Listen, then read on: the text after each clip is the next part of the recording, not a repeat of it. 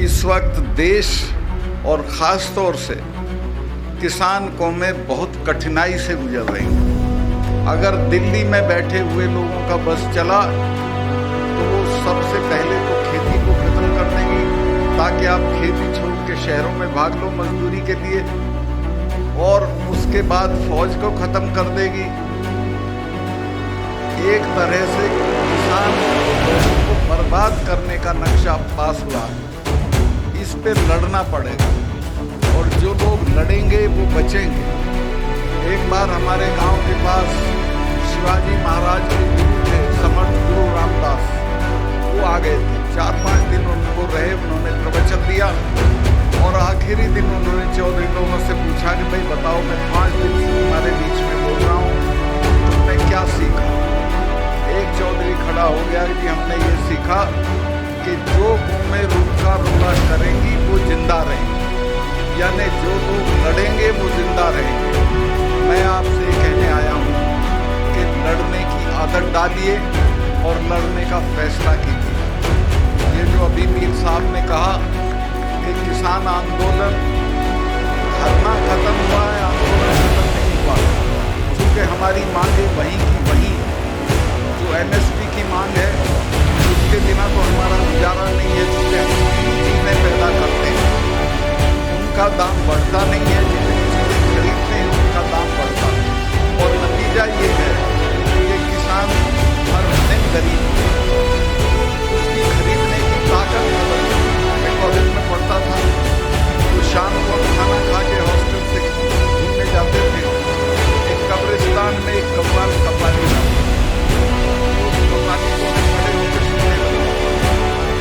एक शेर आता था जो मैंने समझा ये हमारे लिए उसका था कि खंजर पे कोई छींट ना कपड़ों पे कोई वार, खंजर पे कोई छींट ना कपड़ों पे कोई वार, कत्ल करे है कि करामात करे। ये सरकार भी उसी तरह से किसानों का कत्ल कर रही है, उसे ये पता भी नहीं चलता कि उसके साथ क्या हो रहा है। भाइयों, मैं निवेदन ये करना चाहता हूँ कि आप धरनों पे बैठते हो, मांग करते हो, इसको छोड़ो।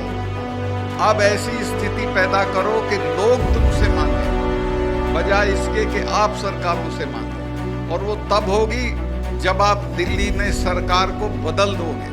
और मैं आपको आश्वस्त करता हूँ, इस बार अगर आपने एकता दिखाई, जात पात को छोड़ के इकट्ठा रहे, तो दिल्ली में इनको कोई बचा नहीं सकता। मैंने सारी पार्टियों के लोगों से बात की है, सब इस बात पे राजी हो गए हैं, एक उम्मीदवार के मुकाबले एक उम्मीदवार खड़ा करेंगे। अगर ऐसा हो गया तो ये दिल्ली में बचेंगे नहीं, और अगर ये बच गए तो एक बात समझ लो, फिर आप नहीं बचेंगे। ये आखिरी मौका है हम लोगों के लिए कि हम अपने पेशे को, अपनी ज़मीनों को, अपने बच्चों को बचाएं। मैं बहुत लंबा भाषण नहीं देना चाहता, सिर्फ इतना कहना चाहता हूँ कि देश बहुत गलत आदमी के हाथ में है। जब ये अभी मैं बोला था 4-6 दिन पहले, बड़ा शुक्रिया देश इन्होंने बड़ा तमाम तरह के जो फालतू जो हैं वो बहका दिए मेरे ऊपर। मैंने ये बताया था, जो सच था उसी वक्त बताया था जब मैं ये था गवर्नर के जो पुलवामा में जो अटैक हुआ हमारे सिपाहियों, 40 लड़के मरे हमारे जवान, वो नहीं मरते अगर ये उनको 2 हवाई जहाज दे देते। 5 वो लड़के अगर मेरे से मांग लेती थी आदमी तो मैं 5 हवाई जहाज दे देता, लेकिन गृह मंत्रालय ने वो हवाई जहाज नहीं दिए और उस सड़क के रास्ते चलते। उस सड़क के रास्ते में मैं गया जिस दिन ये दुर्घटना हुई, उसके बाद उसमें 10 किलोमीटर के एरिए में करीब 10 जगह सड़क आगे हो गया। उस पर एक जिप्सी नहीं खड़ी थी किसी को रोकने के लिए, कोई भी आ सकता था। तो वो आया, भरी हुई गाड़ी थी विस्फोटक की, और एक गाड़ी में मार दी और हमारे 40 जवान शहीद हो गए। ये कहीं अपनी शूटिंग करा रहे थे उसमें नेशनल कॉर्बेट पार्क में, यूपी में है वो। तो वहाँ टेलीफोन की सुविधा नहीं होती है, तो इन्होंने बाहर आके मुझे एक ढाबे से फोन किया और पूछा कि सतपाल भाई क्या हुआ। मैंने इनको बताया कि साहब ऐसे ऐसे हो गया, इतना हमारा नुकसान हो गया है और ये हमारी गलती है, अगर हम जहाज दे देते तो ये हमारे बच्चे नहीं मरते। तो इन्होंने मुझे कहा कि नहीं अभी इस पे चुप रहो, इस पे अभी चुप रहो। जो नेशनल सिक्योरिटी एडवाइजर है जिसका नाम आपने सुना होगा, अजीत डोभाल, जो मेरा क्लास फेलो रहा है, कानून की क्लास में हम साथ पढ़ते थे, उसका मुझे फोन आया फौरन कि प्राइम मिनिस्टर ये कह रहे हैं आप बोलेंगे। चूंकि मैं बोल दिया, मैं 2-3 चैनल को बता चुका था कि हमारी गलती से ये हुआ, ये वो ये कह रहे हैं कि इसमें चुप करो। मैं समझ गया था कि अब इसका एक पूरा राजनीतिकरण अपने चुनाव के लिए करेंगे, जो मर गए वो भाड़ में जाए, कोई मतलब नहीं है। और आज तक उस पूरे मामले की कोई जांच नहीं हुई है, कोई उसका नतीजा नहीं। अब आप अंदाजा लगा सकते हो कि कितने खतरनाक लोग देश चला, जिनको अपने सिपाहियों की जान से हमदर्दी नहीं है, जिनको अपने देश से हमदर्दी नहीं है, और बात लंबी चौड़ी करते हैं, मन की बात करते हैं, कभी दल की बात करते हैं।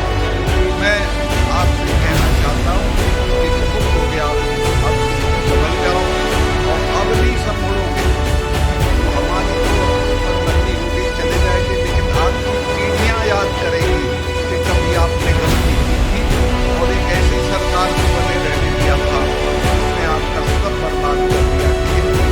और नौकरियाँ भी, मैं आपसे मैं आऊँगा, इलेक्शन में नहीं आऊँगा, जो भी आपका लड़ेगा मैं तो, मेरे पैर में बहुत तकलीफ है, लेकिन फिर भी मैं घूम रहा हूँ, महीने में कम से कम 10 पब्लिक मीटिंग करता हूँ, सब जगह जा रहा हूँ, सबसे बात कर रहा हूँ, और मुझे ये कामयाबी मिली है कि सब इसके लिए राज़ी हो गए हैं कि एक उम्मीदवार के मुकाबले एक उम्मीदवार खड़ा करेंगे। और अगर ये हो गया तो मैं आप आश्वस्त कर दूं कि ये बचेंगे नहीं, इनकी शक्ल नहीं पहचानी जाएगी, ये जो आज इनका घमंड है ये सारा चूर चूर हो जाएगा। सब सहमत हो गए, सारी पार्टियां सहमत हो गई। मैं बहुत लंबा भाषण कर दिया, वही नहीं कहना चाहता हूँ, मौके रोज नहीं मिलते हैं। ये मौका अभी फिर तो 5 साल के बाद जाएगी, और 5 साल में तो ये इतनी बर्बादी कर देगा कि आप अंदाज भी नहीं कर सकते। 5 साल में तो पता नहीं क्या क्या हो जाएगा। तो मैं काफ़ी आपका समय लिया, अभी मैं इतना ही करूँ। हाँ हाँ हाँ, असली चीज़ तो मैं बोल ही नहीं रहा था, वो भी यहाँ के शहीदों की कुर्बानी। आपके जो 5 लोग शहीद हुए थे वो अंग्रेजों की बंदूकों के सामने खड़े हो गए। जब उनकी औलाद हो तो इससे क्या डरने की जरूरत है, ये तो कोई चीज ही नहीं है। उनसे सीखो, उन्होंने अपना सब कुछ न्यौछावर कर दिया आपके लिए, और आज तो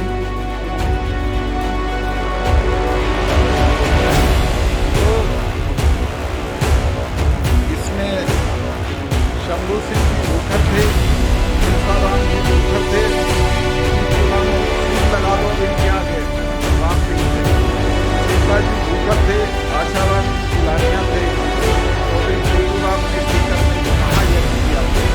उसके बाद लोगों में चेतना आई थी, खड़े हो गए थे, अपने नाम के सामने सिंह लिखने लगे थे, लेकिन सामंत की ताकतों को वो मारा नहीं। इन 5 ने वो नाम भी लिखा, और लगान के मामले में मारे गए। इसलिए हम आज जन्मदिन मना रहे हैं, उसी से सब मना रहे हैं, आगे आने वाली पीढ़ी मनाती रहे, क्योंकि उन्होंने काम ही ऐसा किया। तो आपसे भी मैं कहना चाहता हूँ कि आप भी अब तो संगीने भी नहीं हैं। मैं अभी 4 दिन पहले हरियाणा की खापें आई थी, मुझे खापों के चौधरी वो करने आए थे, धन्यवाद। उनको कहीं से सुन गया था कि सीबीआई ने मुझे बुलाया है, तो मैंने उन्हें समझाया कि मुझे नहीं बुलाया, सीबीआई मेरे यहाँ आ रही है बात करने, और वो मेरी जांच नहीं कर रही है, बल्कि जो मैंने बताया था कि कहीं 150 करोड़ रुपए की रिश्वत ली जा रही थी, उसकी जांच करने आ रही है। उस सिलसिले में मुझसे बात की तो उन लोगों को ये पता चल गया, तो वो आए। मेरा घर 2 कमरे का है, वो भी किराए का। तो मैंने उनको एक पार्क में उनका खाना बनवाना शुरू कर दिया।